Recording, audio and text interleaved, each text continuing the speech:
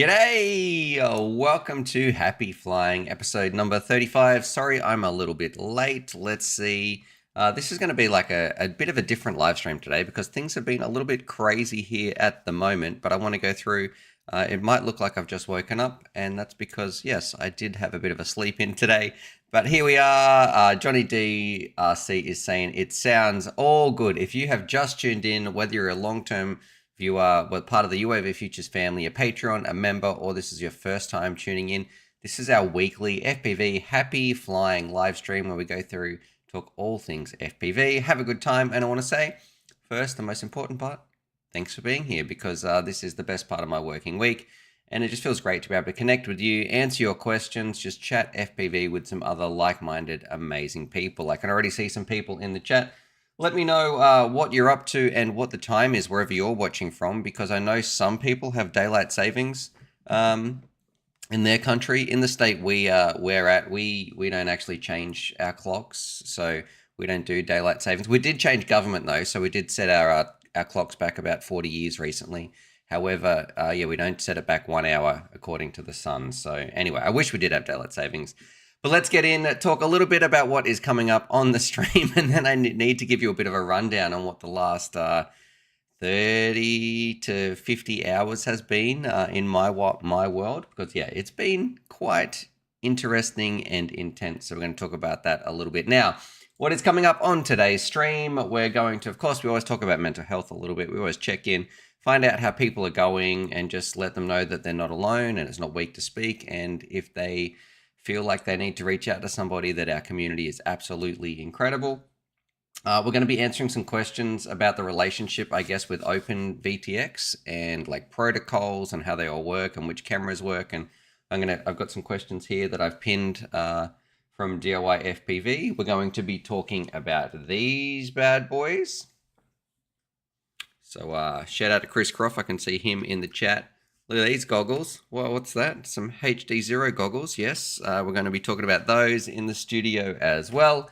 We're going to be talking about the pros and cons of each, a bit of a summary about each digital system. So if you want to jump in and you're doing like HDZero, or you want to get DJI or Walksnail or even Open IPC, you're like, hey, what is the right system for me? Can you give me a bit of a brief, quick rundown, Stuart? Explain it like I'm 5.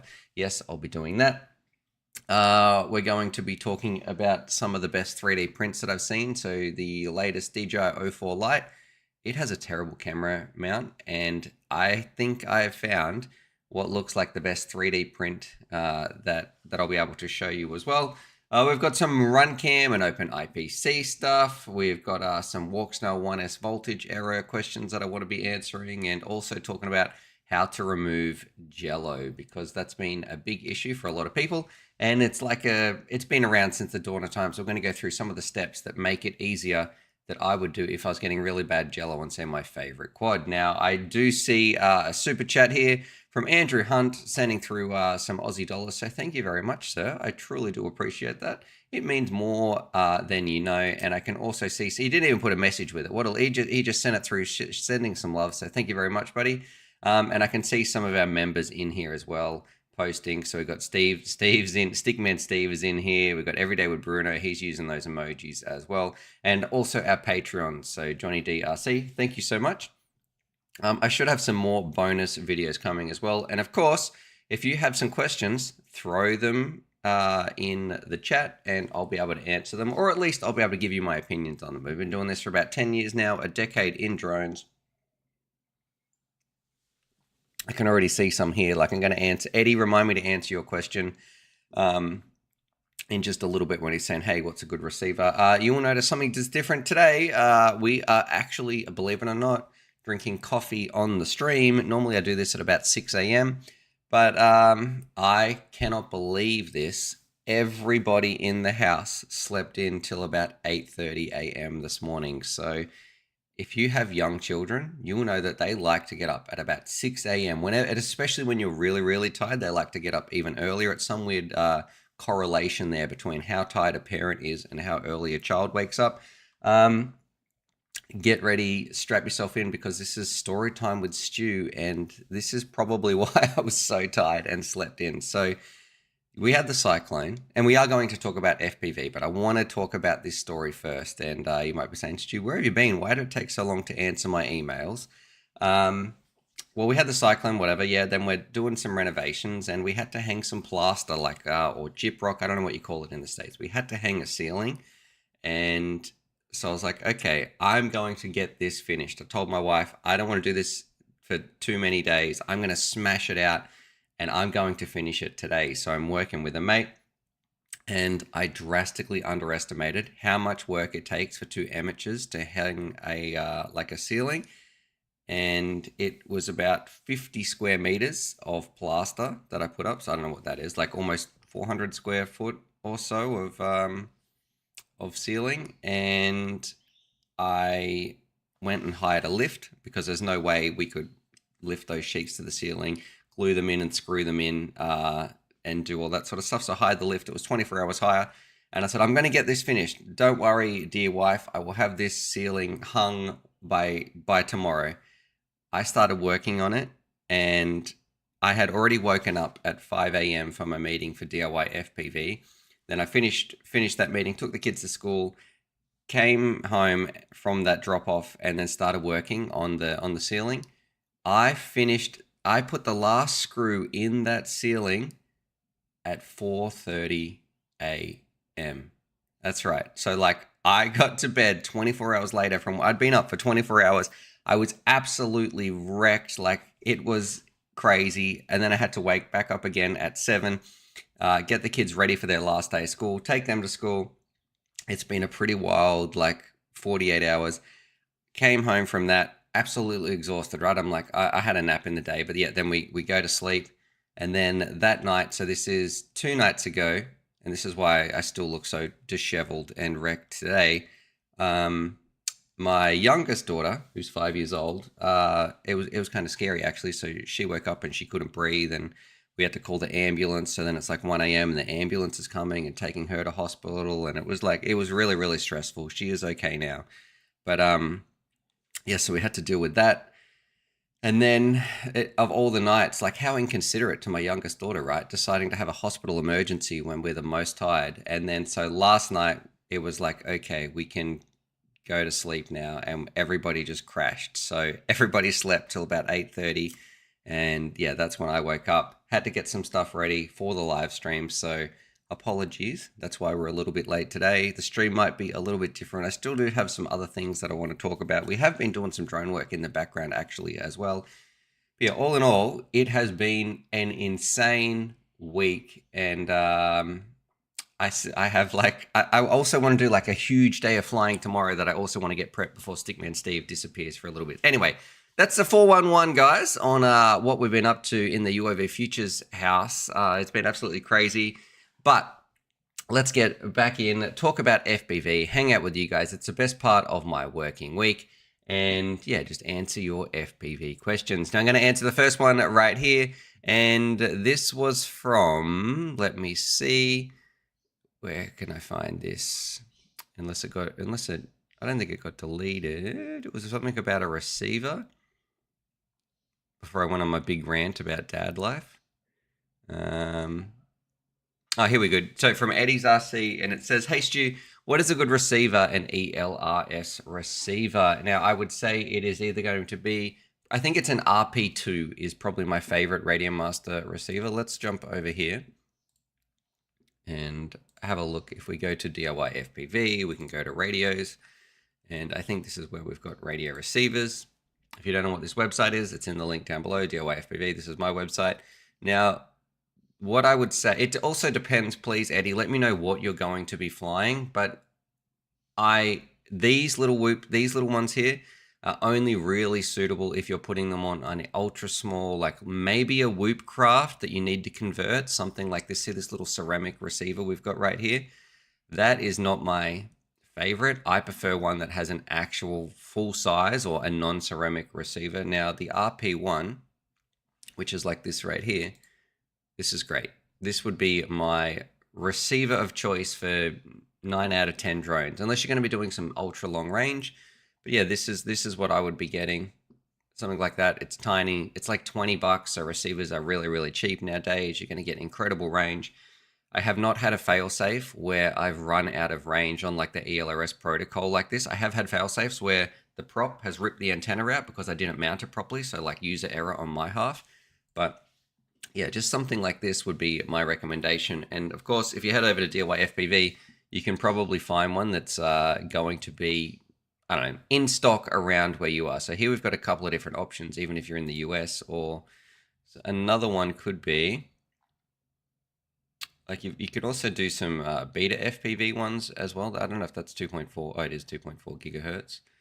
And then the ones like this, these are like not recommended for most craft. Most of the time, you don't need diversity receivers. You don't need like crossband or Gemini or anything like that for most of your flights. If you're doing some long range missions, flying in some sketchy areas, or you need backup chances that you're going to lose your drone, especially if you're in like a conflict zone, well, then your situation is going to be very different. But for most hobby pilots, just something like the RP1 is going to be fine. I do wish in a perfect world they called the RP2 the RP1. I wish these two names were swapped around so then I could just know that RP1 starts, it's the lowest number and it starts with the smallest antenna and then it grows from there. And the RP2 is a little bit like, that's how I wish it was.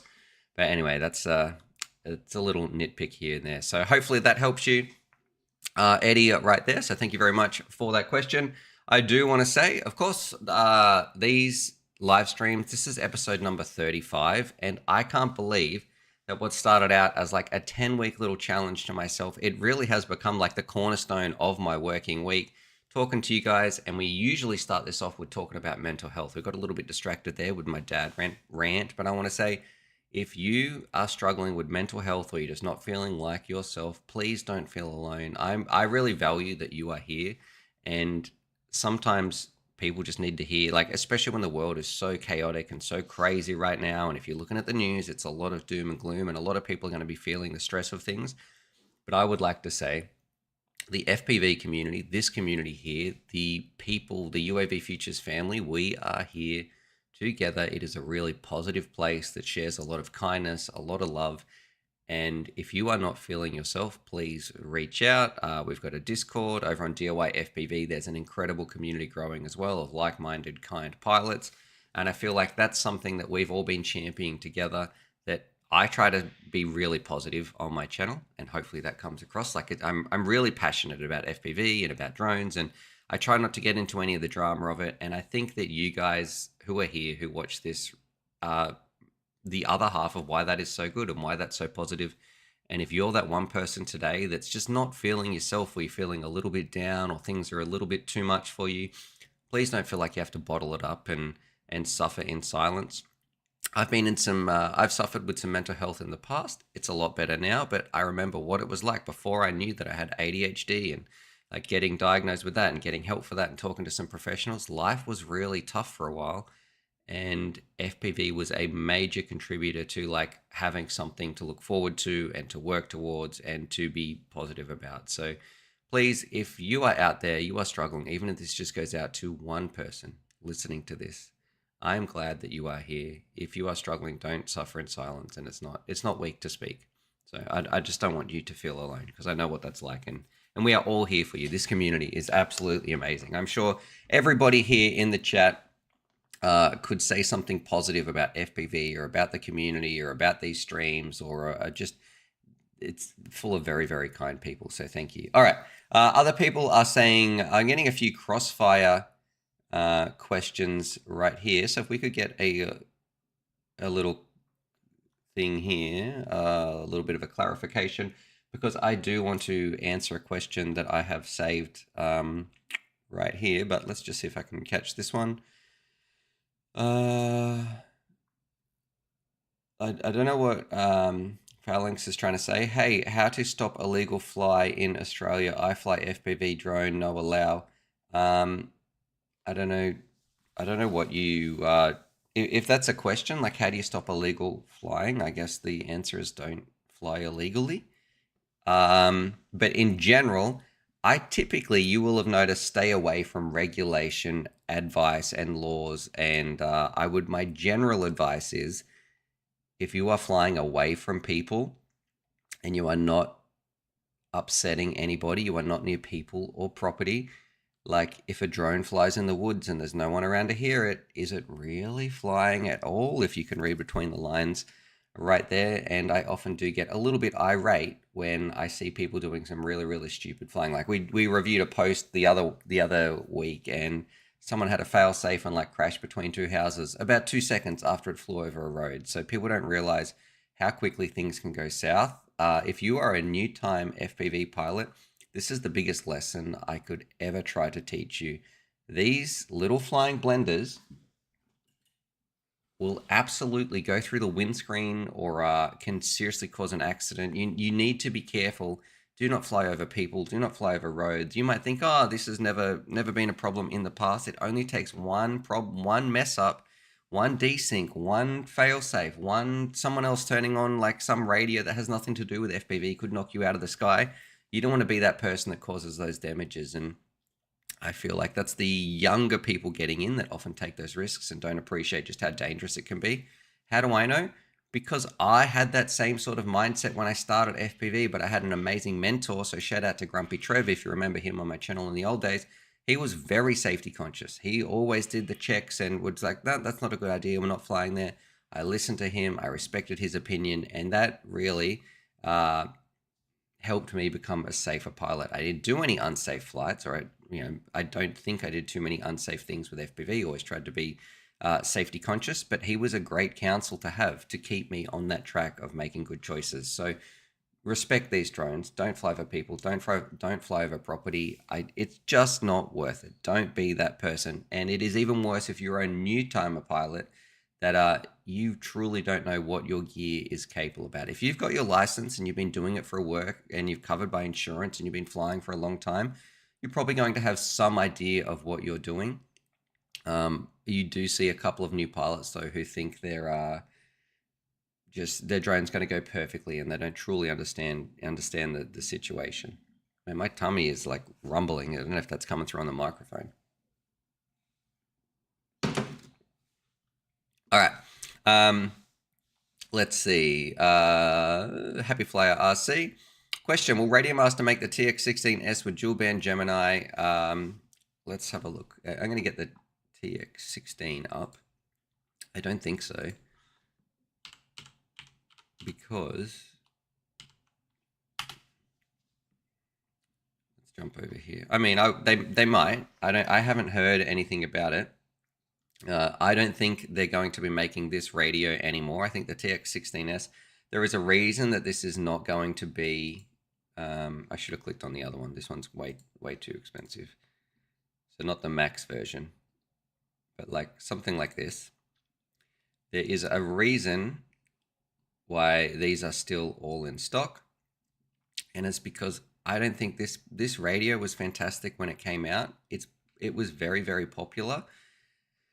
The price point though is just so much more than any other radio now on the market. Like the price ceiling has dropped, and it would directly cut into the GX12. I'm sure we can find a GX12 somewhere on here. Let's have a Google.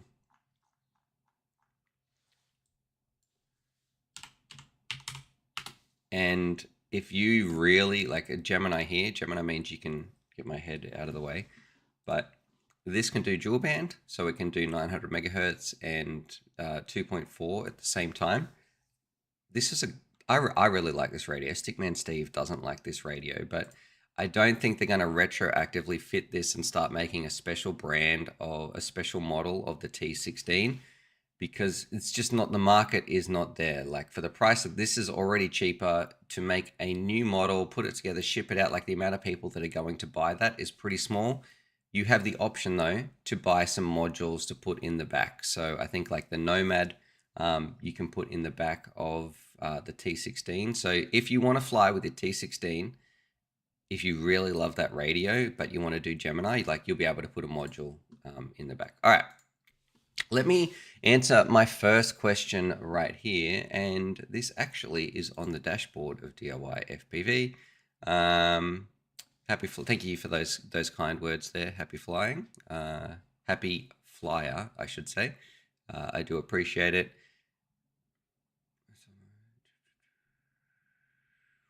oh man, you guys are really coming up with some good questions here because,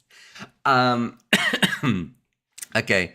I'm going to answer Thomas's question in a second, but this was quite a good one right here. So this one's from Spin, and this is over here. So also have some questions. You can always put them on DIY FPV, and I'll be able to answer them. So this is about Open VTX, and a lot of people have probably never heard of what is Open VTX. We're not talking Open IPC.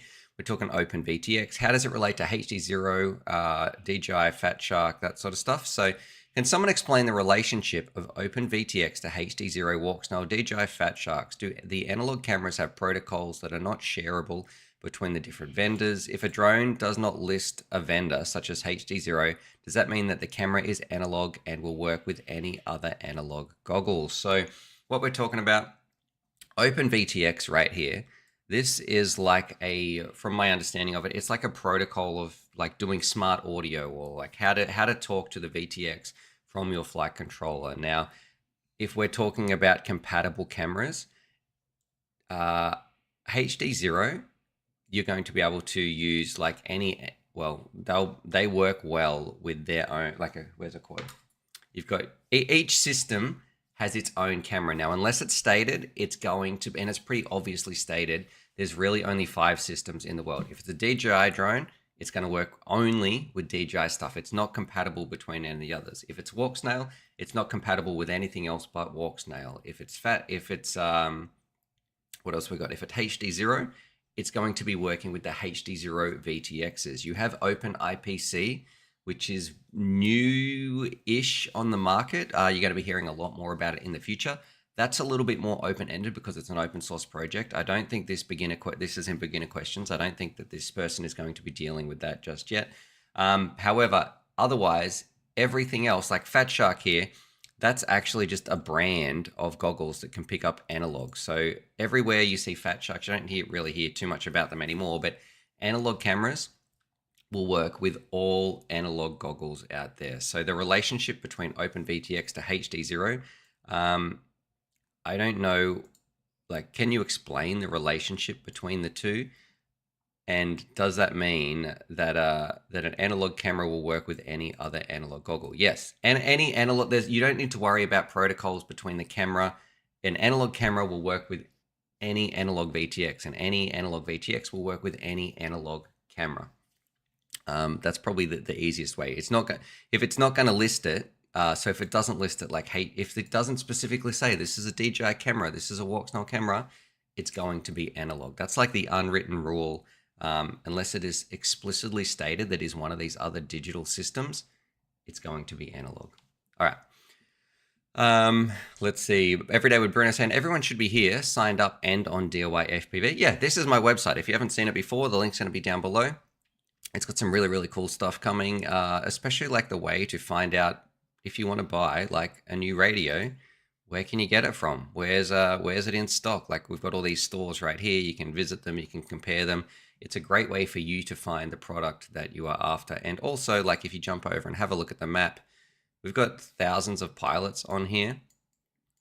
Once this refreshes, like, yeah, so you can also connect and message other pilots and that sort of stuff as well. So very, very cool website we've been working on for a long time in the background. Okay, now that question's done. Let's see. Eamon, is that how you pronounce it? Or Eamon Thomas is saying, hey, I just moved countries and I sold my 5-inch freestyle and 6-inch and all my O3s and Vista. I still have my Integras though. I want a freestyle again. Should I get a 3.5-inch or the Lightning 2 with the O4? Now, it's kind of like, we got this. And the two very, very, very different crafts. So I think, is this 3.5-inch? I've borrowed this quad, actually. This isn't mine. This is crisscross quad. That might just be 3-inch. They're two very different craft. It really depends what you want to fly and what you like flying. I want to freestyle again. Now, I think that's your answer. If you really like doing freestyle, Thomas, I am going to say that I would probably go like 3.5-inch. You're just going to have a little bit more pop. You're going to be able to throw it a little bit more when you're flying around. The Lightning V2 with an 04, which is exactly what this craft is. This is my all-time favorite craft. It's so much fun to fly. It's not intrusive. I can fly it anywhere. It feels fast. It feels zippy. I can do freestyle with it. I can do little racing with it. I can hit little gaps.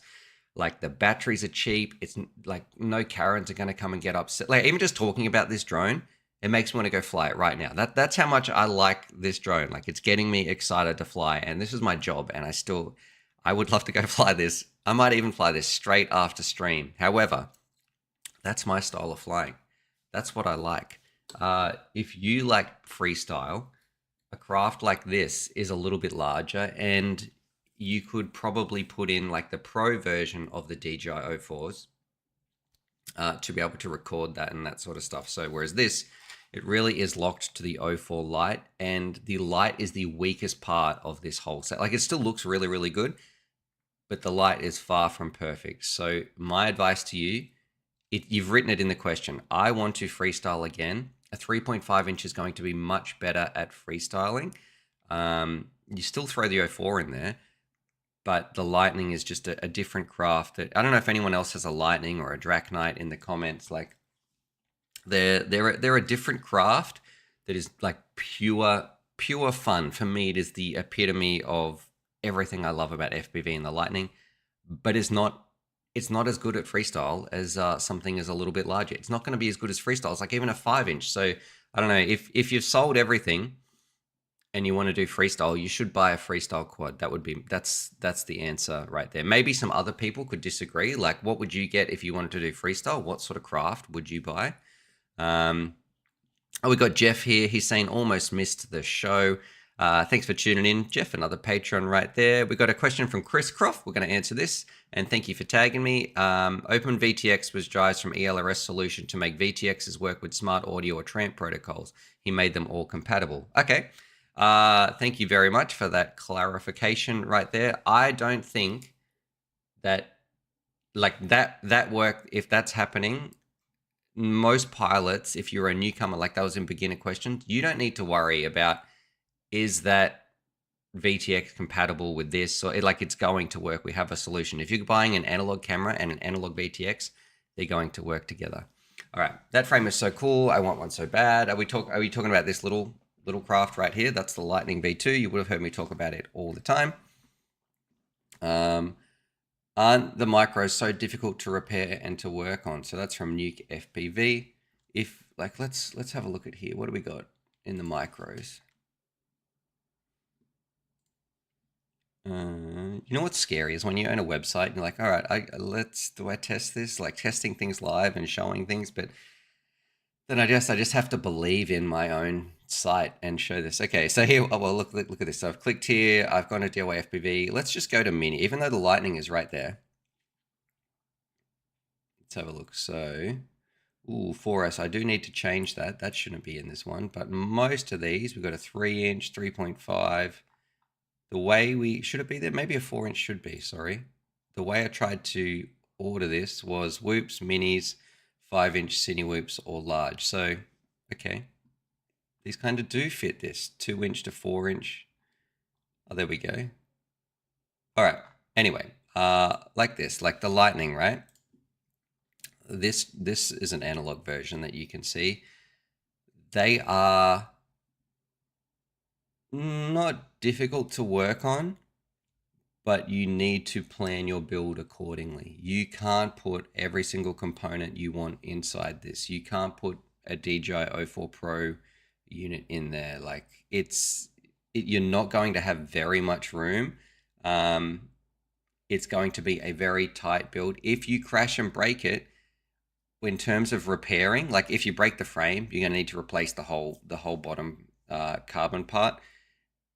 But there's not too much going on here. Like the only component, like say one of these analog versions, is like if you can't really repair it. It's almost like you would need to replace it. So if you smash this and you broke it, you're like, oh, the VTX is broken. Well, that's basically the whole board. Or the gyro is not working. Okay, like, or an ESC explodes. Well, that's everything. Like it's a good and bad thing. It's not like a big 5-inch drone where if you burn out one ESC on an arm, you can replace that one ESC, you can do your own repair. This is almost like, okay, if this internal board goes, I've got to replace the whole thing. Now, thankfully, that's a pretty easy process. Like you can see, we've got motor plugs right here. The camera's plugged in. It's not very difficult to replace, but it's difficult to repair. So you need to make the distinction between those two things. Someone else, Johnny DRC, he's got his Draknite as well. I know Chris Croft, he's got one with an 04 light. I saw him flying that the other day. Someone else got a Lightning V2. Yeah, they're amazing crafts, and I would ask any of those people who have a tiny little craft that is a Lightning, a Draknite, or something very similar to this, out of 10, put this in the chat for other people if they're going to see this, out of 10, how much do you like flying that little craft? And maybe if you want to add some extra details, like what is your experience like with it? Okay. Why people are saying that, this is what I want to talk about. So shout out, thank you very much, Chris, because we've finally got these bad boys in the studio. So this is my HDZero impressions. We're going to be talking about HDZero. There's been a lot of hype around it recently, and there was like that leak and debacle, and then we released the HDZero Pro, or so I should say they released HDZero the Box Pros. And you're seeing a lot of people talk about HDZero. So there is going to be some HDZero coming on my content, coming on my channel. They're doing some really, really cool things. I have to say, I don't remember the goggles being so heavy. I don't know if that's just me, but it's taking me a little bit to get used to them, flying them around. I'm catching up with Stickman Steve tomorrow to get his impressions on them. But I thought I should do a bit of a quick check-in on what each system does. So we have HDZero, we've got the DJI Goggles 3, we've got the Walksnail system. What is each one of those systems good at? And also what are some of those limitations? So starting with HDZero, if you're looking at getting to HDZero, the things I would rate them that they are really good on, we'll do the strengths and weaknesses of each system. These play incredibly nice with other FPV solutions. So they are very, very friendly and customizable in terms of like socially. When you're flying around, it's not going to stomp over somebody else. You usually have a nicely mapped out like frequency chart that everybody has agreed is sort of standardized that, hey, I'm going to a really busy FPV place. There's going to be a lot of pilots there. If I'm flying around with some HDZero craft, it's going to play very, very nicely because it is built off the back of analog systems or our analog frequencies where we sort of had to come together and say, what is the best way where we're not knocking each other out of the sky so all pilots can see? HDZero has taken that, they've used those building blocks and that experience in the past, and they've put that into the system. Now, the other part, they are incredibly feature rich in terms of like connecting it up to other things, like the interface options, getting it to work with race directors. You can backpack in and like doing Wi-Fi. There is quite a lot you can do with HDZero. They give you a lot of options. You might need a bit of an engineering degree to figure that out, but you also can do that. And the last part that I think HDZero is the absolute #1 king at is their latency. So they are the lowest latency digital system. And that means if you're a racing pilot, if you're the sort of person who plays competitive video games and you turn all your settings down to potato so you can get the highest frame rate possible to get that competitive edge, you're going to be right at home with HDZero because they have the lowest latency out there. And it is also like, that's why they've got zero in the name, right? They are very, very, and you can feel the difference going from one system to another. Now, the downsides or the biggest weakness for me with HDZero is there's really only two, but that doesn't mean that they're not significant or they're not going to be for everybody. #1, the price, like these goggles. How much is a set of HDZero goggles if we Google these? I think it's like $750. There we go. Ooh, $687. That's in New Zealand. Okay. And then got some others. So stock levels, it can range a little bit versus like the DJI Goggles 3. Or DJI Goggles 3. I'd say they're about $500. There we go. You can see them both here. So $485. And then you've got the Walksnail, which are even cheaper again. So they're significantly more expensive than the others. And then the big one for me, where HDZero would be undisputably the best system around, except for this issue, is the video. Like, what does it actually look like? And it's not everything for everybody, but for me, the video that I get from HDZero and their digital, it just pales in comparison to the other two main competitors on the market. It even looks worse than Open IPC, in my opinion. Other people can chime in and let me know what they think about it as well. For some people, that's good enough. But for me, there's a reason where some people have nicknamed it spicy analog. It looks a little bit better than your standard analog drones, but it doesn't look anywhere near as good as Walksnail, even Open IPC, and nowhere near as good as like the latest DJI, which is the king. So that's what we should talk about next, is if you're the advantages, the pros and cons of DJI. So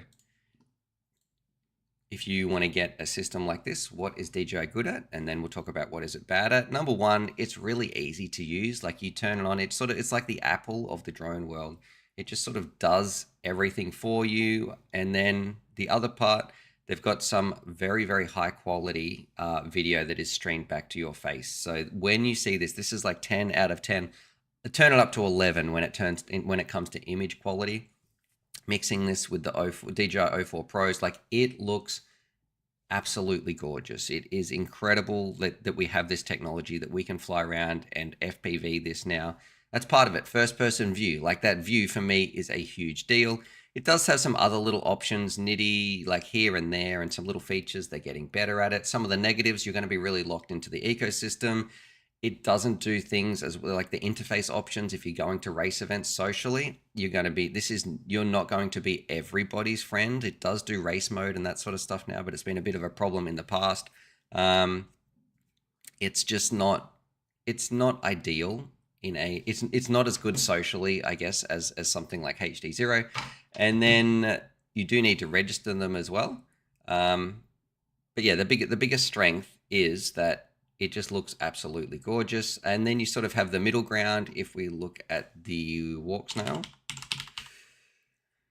right here, so, and there's nothing I can do about this right here. So I know this one says 2550. That's because it's coming directly from the CADX's site, and the way their database is set up is they have a cable in there, which is under the exact product listing for these, so direct from CADX. But you know, these goggles for about $450, they're like middle of the range. So they've got a few more interface options. They're still pretty friendly to use. You don't need to register them. Their picture, I would say, is like an 8.5 out of 10, whereas DJI is 10 and HDZero might be 6 or 6.5.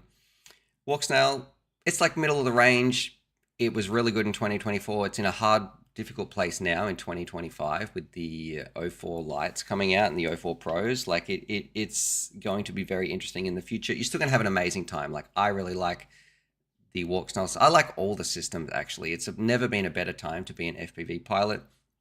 If you can snag one of these up they're a little bit cheaper as well, which I guess is one of their pros. And in the past, they had some really good options for 1S VTXs that you could put in to little craft like the Lightning, but now we also have that option with DJI. And then I guess we've got Open IPC as well, so we're going to be talking about that a little bit.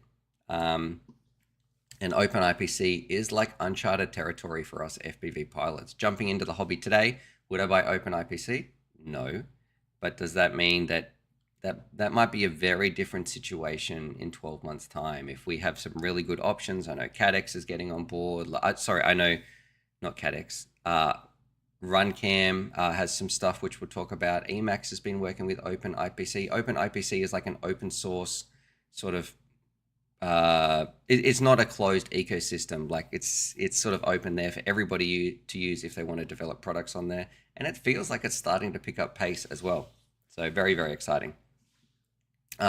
Chris Croft is saying the HDZero goggles are very heavy when compared to the goggles. Yeah, I noticed that as well when I had these on my face. They do feel a little less comfortable, but I don't think that's why people are buying it. I don't think comfort is going to be the number one factor when you're choosing this. It's purely about latency. Like, that competitive edge is why people are buying those. Let's see. Anyone know any flying spots for 3.5 inches in South Brisbane? This is where we've got to get this feature. So over here on DIY FPV, soon, like we've been working on a few different things, but yeah, this section is going to be for flying spots. So you'll be able to tag those, put some places on there. So on our DIY FPV map. So yeah, send me a message if you ever want to, you can send me a message on DIY FPV if you're ever around, because where's my pin here? That's pretty close, actually. So I think my pin right here. Look at this handsome individual right there. So South Brisbane, all around here. Send me a message if you ever want to meet up for a fly or something like that. Maybe we can organize a bit of a flying event. There's also the Rebels club here with a lot of pilots that are doing some really cool stuff. Check them out. I think they've got a Facebook page as well. Okay, moving on. We're going to answer your questions. I want to talk about some. I do need to talk about some Open IPC stuff. I want to show you an incredible 3D print that I think is what DJI O4 Lite users have been asking for. And then we're going to be talking about removing Jello as well. And then I've got some other stuff to go and take care of. I need to set up for a big day of flying tomorrow, filming with Steve. I filmed over 100 gigs of footage yesterday. Like it was one chance after everything. I was like, okay, we've had to do the renovations. We've had the daughter in the hospital. I have to take care. I have to do a bit of UAVFutures work now.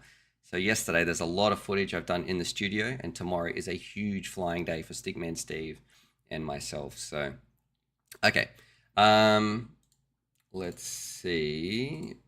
I'm going to jump over to here, and you will notice this is one of my most hated features about the DJI O4 Lite units. I think the actual unit themselves and the technology they're doing is really cool. It looks fantastic, not quite as good as the Pro, but why on earth have they made such a terrible mounting solution? And it is always up to the community to fix some of DJI's mistakes. If you are flying around with the DJI O4 Lite, you are going to like this. So I saw this the other day, and this is especially for these little crafts, so like the Lightning or maybe the Draknight. I saw this on a Draknight in person. Shout out to Chris Croft.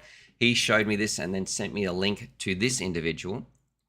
I will see if I can get this, give it a thumbs up. I'll put this in the description as well. So Funkylicious, I'm not too sure how to pronounce this, but what we have, look at this mount right here. This is exactly what I want when it comes to a camera mount that's going to offer some protection. It's going to hold my camera nicely. Currently on mine, it's held in there by pieces of foam because DJI just like dropped the ball on that. I really don't like that. And this individual right here, it looks like he's making some fantastic 3D prints, and this is all going to go in his, I wonder if he's got a picture of the Draknight towards the end. The finalized product. Does he hold it up to the camera? Please.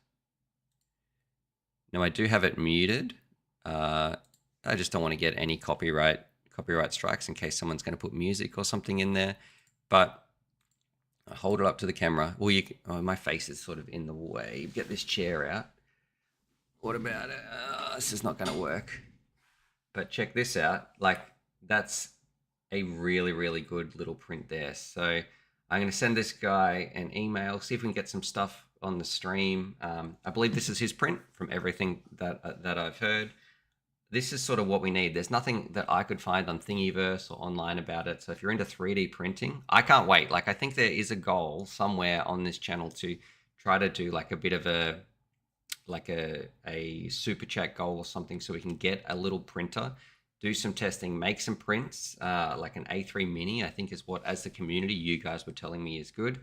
But yeah, this is what I want for my Lightning V2. I think this is exactly what the community needs. So I'm going to send him an email, see if we can get some stuff on the stream, get him a bit of recognition, because he looks like he's doing some really good work there when this is exactly what we're asking for. DJI truly dropped the ball on that, and I don't know why. I think with a gentleman, like I've got some ideas that no one else has done on a drone that I think will be an absolute game changer for my style of craft. I mean, it's not going to be for everybody, but for my sort of flying, I fly around with these little 2 inches more than anybody else and that I know of. And I've put hundreds of packs through my Lightnings, and there is a couple little things that I would like to do that would make this perfect for me. So I'm going to send him an email. or at least contact him and see if he's open to doing a little bit of work together and getting some stuff sorted.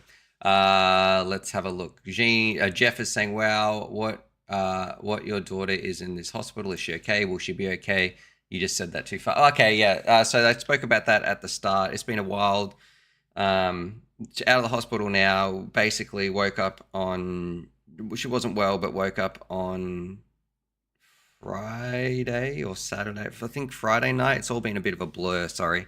After having no sleep, after working for 22 and a half hours on Thursday, she woke up in the middle of Friday night and she couldn't breathe. So it was incredibly scary. Like, I don't know when it just sound, it was really, it was quite dramatic actually. But anyway, the ambulance came and everything.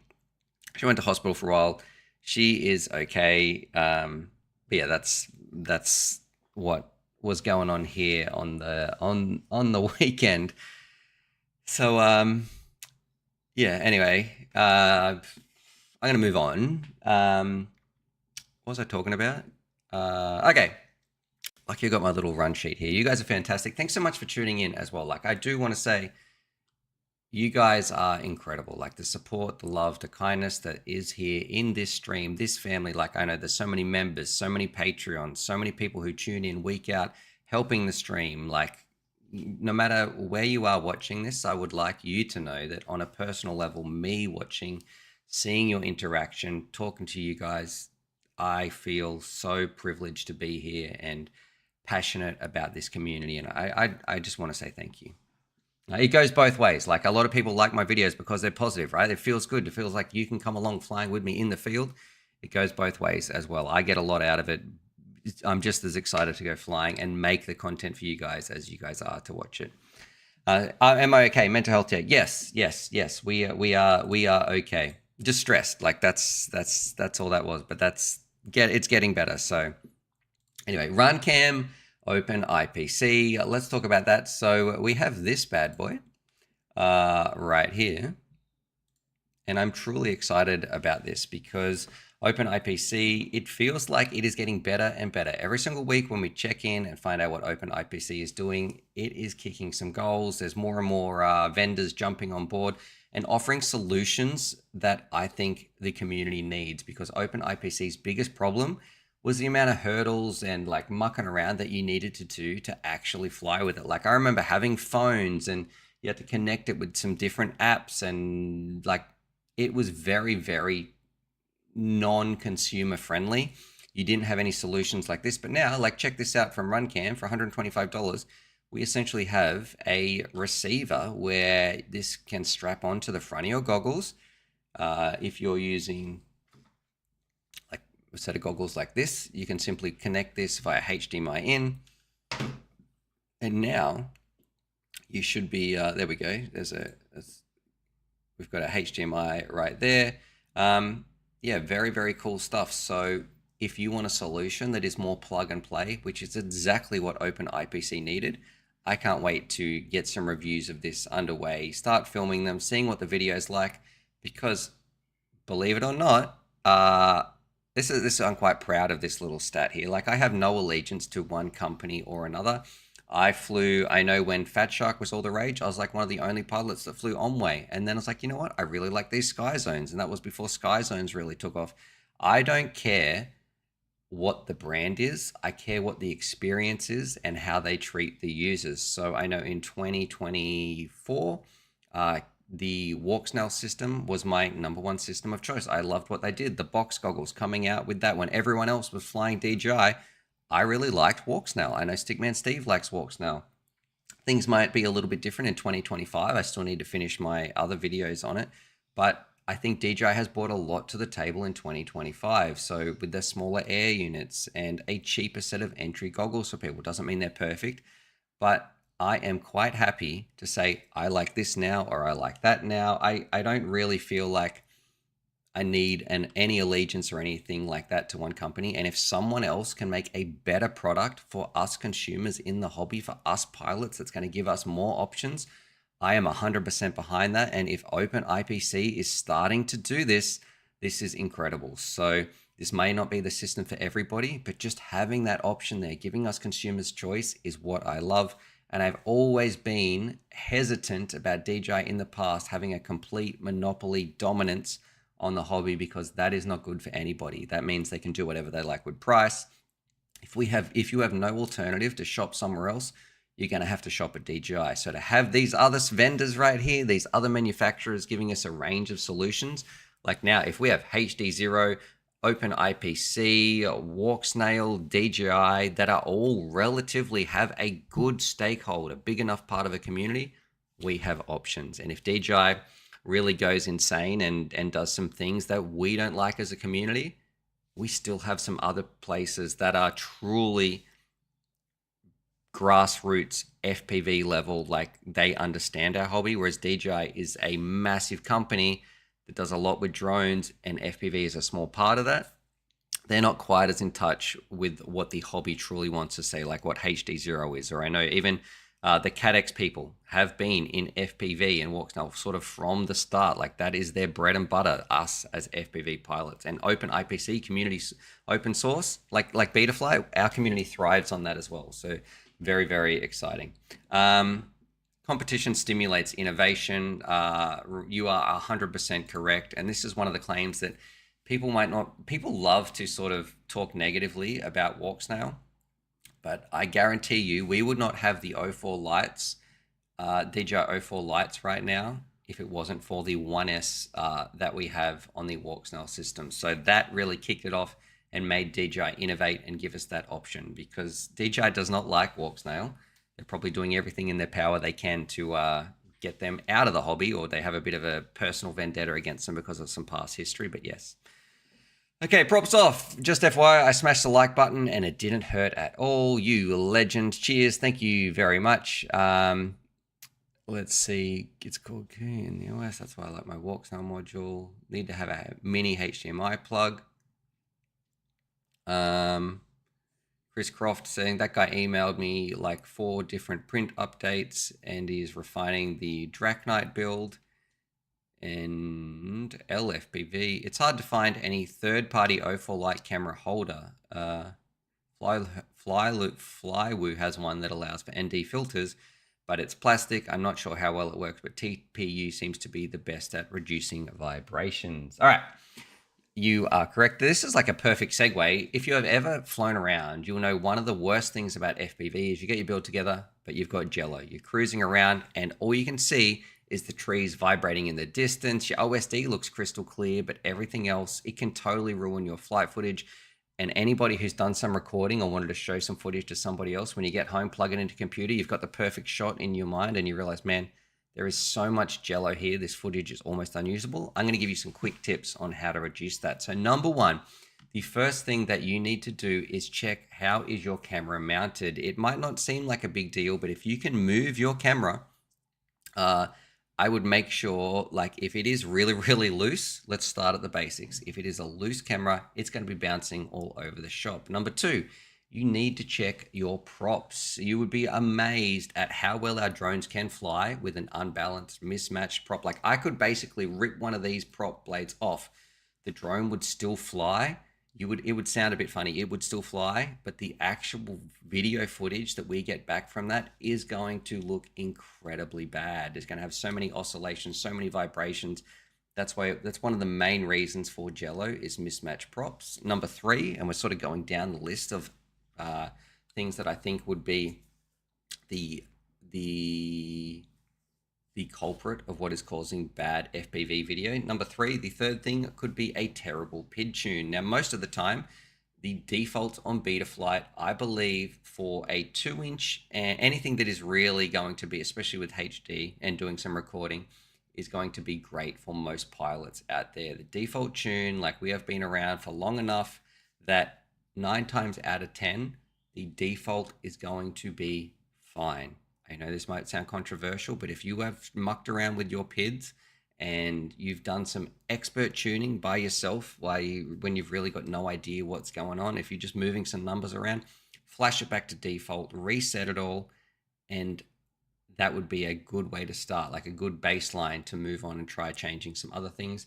Another one that can really cause an issue if you have like, if you've got one of the O4 lights or something, turning on like that stabilization or turning off the stabilization can actually make a big difference. I know I've had some issues with the light trying to fly around, and like just put it on the base settings, turn everything off and see how it goes before you try to muck around with some other things. And then finally, and this one might go to some analog cameras more than other ones out there, not only do you need a good mount, but the actual sensor inside your camera mount can become loose. This has caused me, I'm only going to make this mistake once, but if you are building a drone and everything looks rock solid tight, like it's flying really well, but you can't understand why you're getting insane jello, it is because the actual sensor could be loose inside the plastic housing behind the camera plate of an analog camera. So double check that. You might need to jam some foam in, take the back off. That has happened in the past, and that usually happens with a cheaper camera as well. So yeah, that's what I would recommend to check. That's my tips. If you want to remove jello, if you've got some others as well, please throw them in the chat. You can always also too check how is the actual camera mounted. You could mount it using some TPU. Is it hard mounted to the frame? That's going to mean any vibrations that happen go through your frame are going to go directly to your camera. So having a bit of TPU there, I feel like helps reduce that jello just a little bit. And then finally, you might have a wild quad that is very, very prone to vibrations. So if you have an insane center of gravity, like it's really off to one side or it's off to the back, and the drone has to work very hard to keep that stable, you're going to notice some more oscillations as well. All right, let's see. Gem fans are tight. Have I seen, this is from Mr. Thomas, Simon Thomas, have I seen the new SpeedyBee Master X3? Let's have a look at that. Thank you very much. I wonder if that's on DJI FPV yet. Let's have a look. Live test time.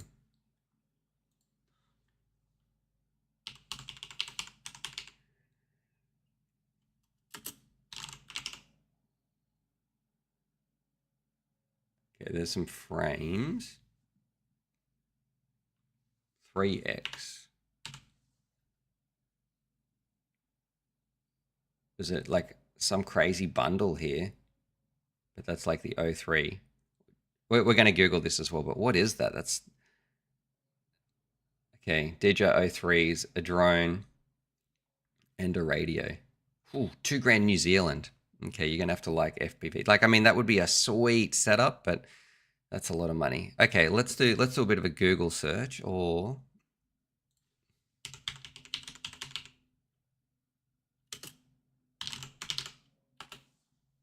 oh, this is just let's go back here, back to the main page.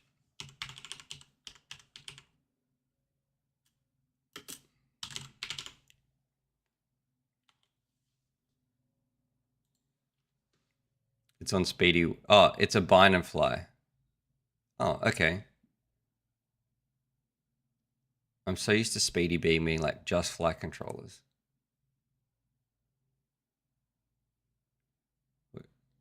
X3. Let's have a look here.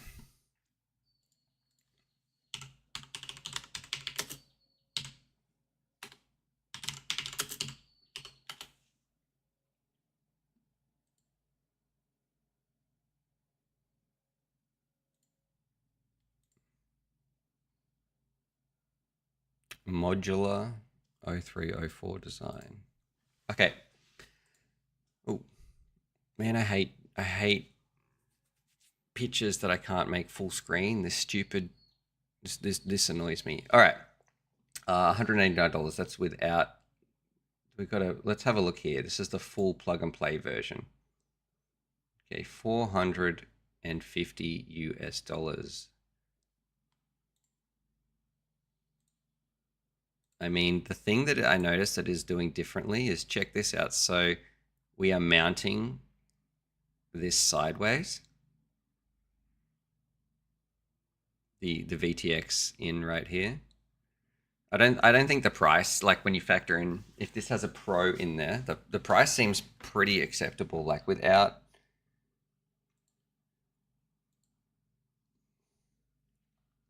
What's this?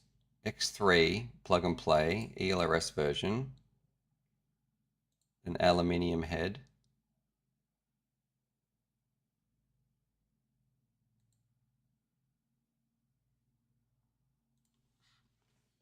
All right. What do I think about this? I don't know if this is new or not. It looks cool. I'm in two minds about it. I think it will, like, if it just works, right? Let's just assume that it flies well. It looks like a pretty robust design. Like, you've got easy access to your SD card. I wonder if you probably don't even need to clip on like a GoPro or anything like that on the top. What is it? Is it a 2.5, a 3-inch? Does it actually tell us? Here's some better images.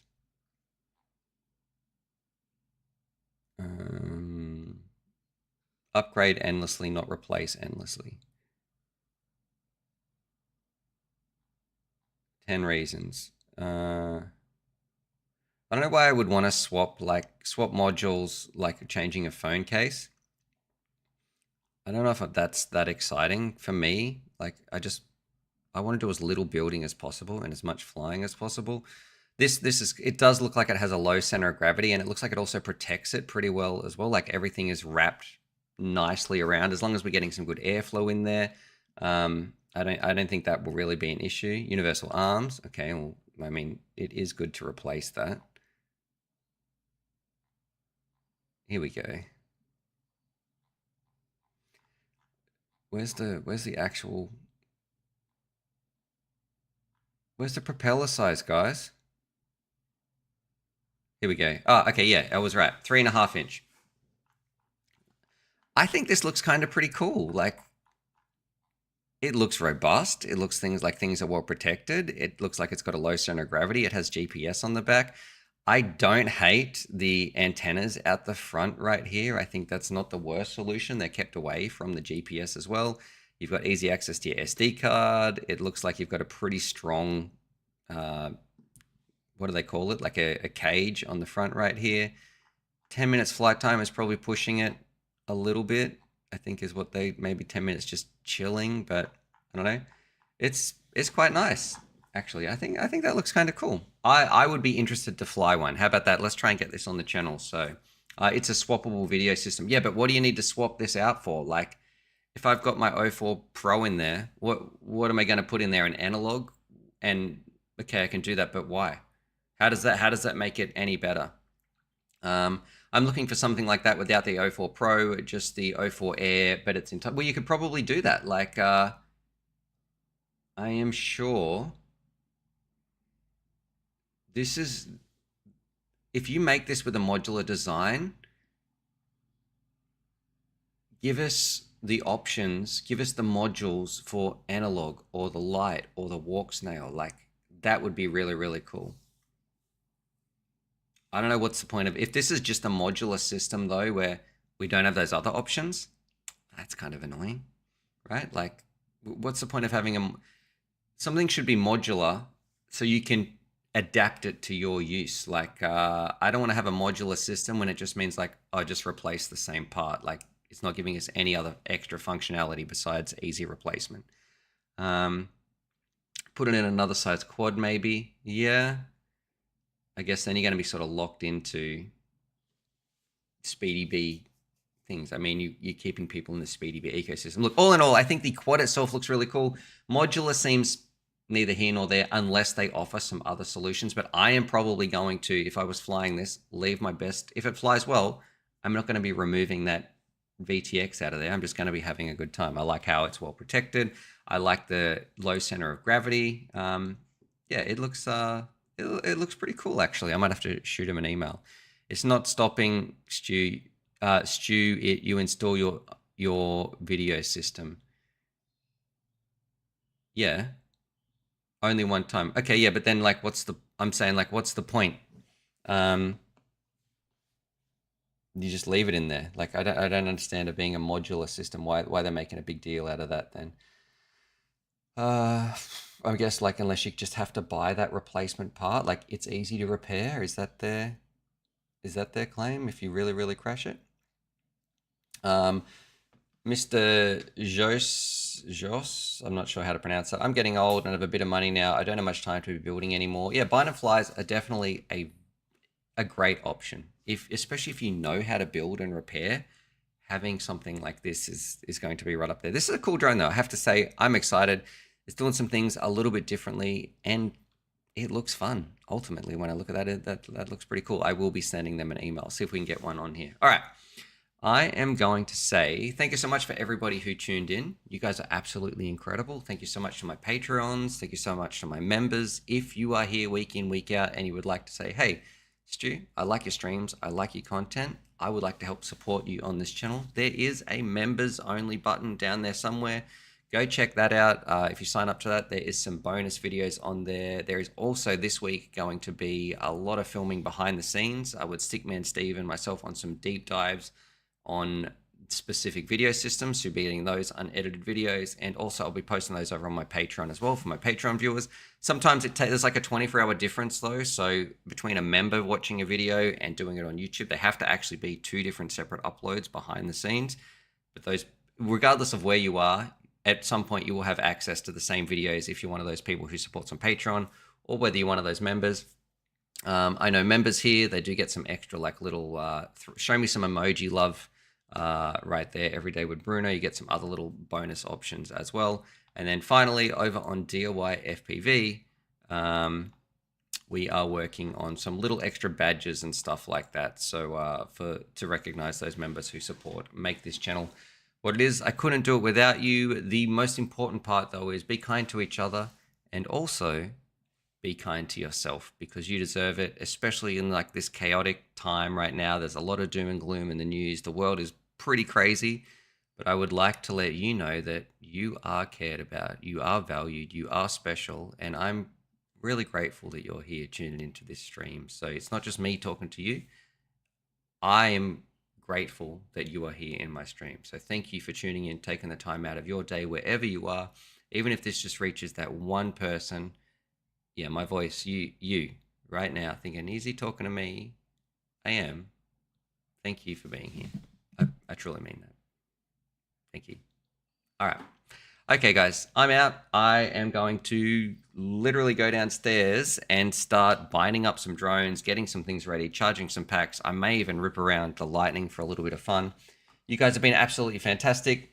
Be kind to yourself, and be kind to, and most importantly, I've already said that. Yeah, be kind to yourself. That is the most important. And I probably need to eat some breakfast though as well after waking up a little bit late. Okay, all right. Take it easy. You guys are absolute legends. All right.